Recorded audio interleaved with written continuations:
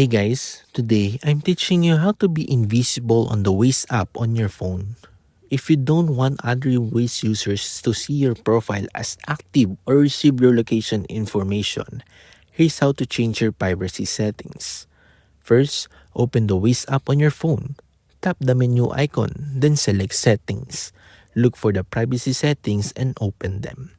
Find the option related to your visibility or online status. Turn on invisible mode if it's available on your version of Waze. This can prevent other users from seeing you as active on the map.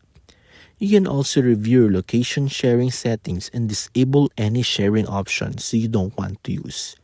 Make sure you check each privacy option carefully before leaving the settings. Once you're finished, return to the main Waze map. Your selected privacy settings will now be active.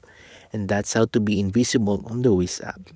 Thanks for watching and don't forget to subscribe for more Waze tutorials.